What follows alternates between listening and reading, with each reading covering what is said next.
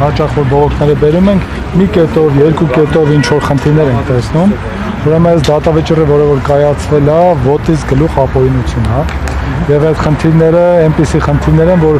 նույնիսկ առանց ապացույցների գնահատման պետք է արդարացում տեղի ունենար եւ վերաքննիչ դատարանն այլ հնար չունի օրենքի իմաստով, քան բեկանելու դատական ակտը։ Իհարկե մենք հասկանում ենք այս գործով ինչ է տեղի ունենում եւ իրավական գործընթացները կարող է հանկարծ այն հունով չթամ ոնց որ պետք են, բայց օրինակ ընդդատության կանոնի խախտում է, որ դատարանը Գյումրի Շիրակի մարզի դատարանի ենթակագործը քննել է Երևան քաղաքում։ Սա տեխնիկական է համար։ Սա բացարձակ տեխնիկական չի, այնքան տեխնիկական չի, որ քրեական դատավարության օրենսգրքում մի քանի հիմք կա, որոնց դեպքում պարտադիր բեկանման ենթակա է, օրենքում որ օրինակ եթե մնացածը գնահատման ենթակա են, սա գնահատման չի, փաստը կա, վերաքննիչը պարտավոր է բեկանի, այսինքն այդ աստիճանի կարևորությունը։ Վերաքննիչի կազմի մասով ինչ կարծիք ունի։ Կազմի մասով Մասից Մելքոնյանը չէ, էլի Եկեք այս պայն մենք դրա մասին կազմի մասով բան չասենք, որովհետև հաջորդ նիստերին մենք կոնկրետ կունենանք ասելիքներ եւ դուք կլսեք։ Դատախազությունը եւս բողոքարկել է, թե չէ։ Բողոքարկել է։ Ինչ է ուզում դատախազությունը։ Ասում են, որ 2 տարին քիչ է, 2.5 տարի է պետք, այստեղ ձեզում եմ ուշադրություն հրավիրեմ, որ օրենքը ասում է, այս հիմքով կարող է բեկանվել դատական ակտը, եթե ակնհայտ անարդար է։ Այսինքն 2 տարի թե 2.6, այսինքն 2 տարի 6 ամիս դատախազության կարծիքով 2 տարին ակտային անարդար է, ակնհայտ եւ պետք է 2 տարի 6 ամիս լինի։ Ակնհայտ է, չէ՞ որ այստեղ աբսուրդ է, իրավաբանություն գոյություն չուներ։ Թեև ասում եք դատարանի կազմի մասին, բայց չենք կարող չնկատել, որ կազմի դատավորներից մեկը Վաչե Մարգարյանն է, որը նախկինում հայտնի գործերով կալանքի որոշմամբ, այ իր մասով դուք ես պատին եւ տեղեկություններ կան, որ նա ցանկանում է դառնալ դատանի նախագահ։ Եթե չեմ սխալվում, արդեն դարձել է։ Հա, սա առաջինը։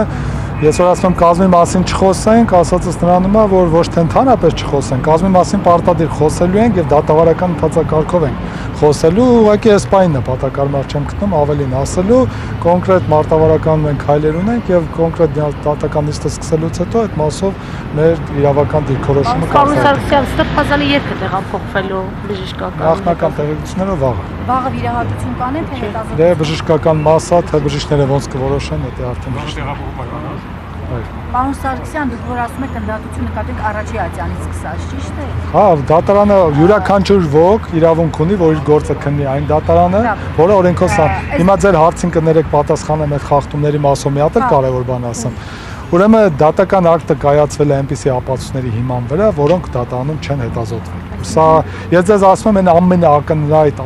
ակնառուաշ ծագող բաները։ Այսինքն եթե ապացույց կա որ դատարանում չի հետազոտվել, դրա հիման վրա դատական ակտ ցանկացած տեսակի չի կարող կայացվել։ Հետևաբար վերաքննիչի համար սա եւս ակնհայտ եւ պարտադիր պայման է, որպեսզի բեկանի դատական ակտը ուղղակի Ես հիմա ուղղակի մարտավարական նորից չեմ ուզում ամբողջ ծավալը բացեմ, բայց նորից դատավճռում գրված են ապացույցներ, որոնց հիման վրա մեղավոր է ճանաչվել։ Այդ ապացույցներից ոմանք դատանում չեն հետազոտվել։ Իսկ եթե դուք հիշում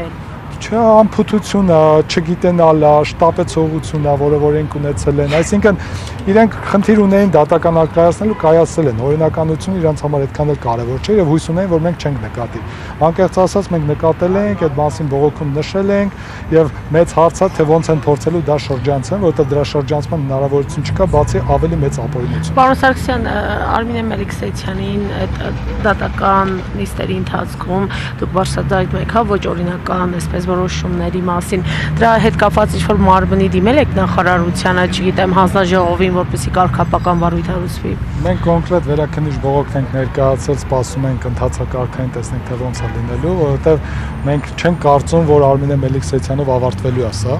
որովհետև մենք տեսնում ենք թե Սրբազանը հետ կապված եւ այս գործը հետ կապված ինչ է տեղի ունենում։ Հետևաբար այդ փաթեթը ընդհանուր առմամբ մենք ավելի խորությամբ կներկայացնենք հավանաբար ավելի մեծ շրջանակով եւ ավելի մեծ ծավալով։ Եվ պարոն Սարգսյան, պահպան պայմանների վերաբերյալ գիտենք, որ 3 սրբազաններ մի խցում են, ինչպես է, նեղվածք չէ, չգիտեմ, ինչ խնդիրներ են առաջ։ Դե այդ առումով չեմ կարծում որ նեղվածք կա, մարդկային առումով երևի թե ավելի լավ է որ իրար հետ են։ Այսինքն կարծում եմ, որ իրենք շփման ավելի հիմնական գծեր ունեն եւ հնարավորություններ, այլ հարցը թե ինչ են այդպես անում եւ դրանից հետո արածը ինչ կերպ են փորձում ապօրինի եղանակներով ի վնաս օգտագործել, այստեղ է որ կա քննարկման առարկա, բայց հիմա այս պահին այս գործով դրա քննարկման կարիքի չկա։ Պարոն Սարգսյան, ինչքան գնահատեք վերաքննիչի օբյեկտիվությունը հետագայում, ակնկալիքը ձեր որն է, հատկապես Վաչե Մարգարյանի մասին։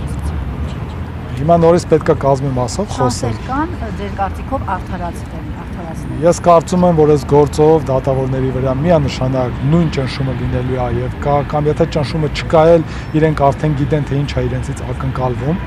Սա առաջինը է, որ կարծում եմ, որ այս խնդիրը կա։ Կազմում կա դատավորներ, որոնց մասով ես այս պահին դեռևս չեմ արտահայտվի, բայց նորից գրավոր առումով մենք մեր դիրքորոշումները կներկայացնենք եւ մենք չենք կարծում, որ թեկուզ կազմել է պատահական ձևավորվել, ավելին մենք ուղղակի մեր հույսը ինչու՞մ է, մեր հույսը իրավաբանությունն է եւ այն փաստերը, որոնք որ այնքան ուժեղ են, որովհետեւ այն ինչ որ հրապարակային տեղի ունենալու, դրա շրջանցման եղանակը ուղղակի չունի վերաքննիչը։ Եթե իրենք որոշելու են կրկին ակնհայտ ապօրինի դատականակ կայացնել, դրա դեմը ոչինչ չեն կարող անել, որովհետեւ որոշում կայացնողը իրենք են, կնիկն ու ստորագրությունը իրենք են դնում, այսինքն այստեղ չեն կարող այլ մեթոդ կիրառել, քան իրավական գործընթացները, բայց կա գործ, որտեղ դու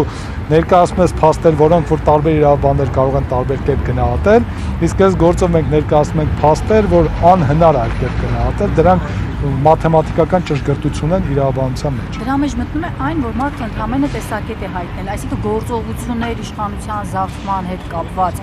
դատախազությունը ի վերջո առաջին ատյանում բերեց, ներկայացրեց դատարան։ Եթե հիշում եք, ամբողջ դատականության ընթացքում առաջացանում խնդրում, աղաչում էինք, ասում էինք ընկերներ, կասեք այդ կոչը ի վերջո ո՞րն էր։